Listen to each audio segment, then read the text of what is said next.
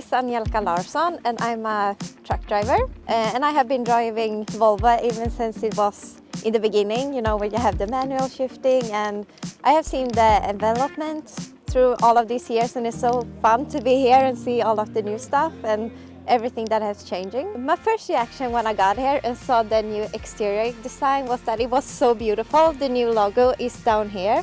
And also they've chosen to have it clean up here, just because the companies that is buying the trucks, they want to have their logo. So it's a perfect spot for the company name to be in the truck, and it just looks so beautiful, like almost like a spaceship, and I really like it.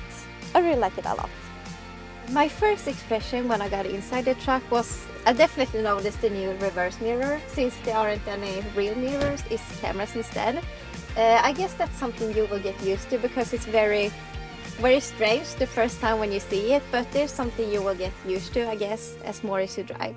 When I was driving, I preferred the 780, not just because it was 780 horsepower, just because it was so long. It was 34.5 meters long, so it was very nice to drive into the curves with both a trailer and a dolly wagon behind. So it was very interesting and it felt really, really good.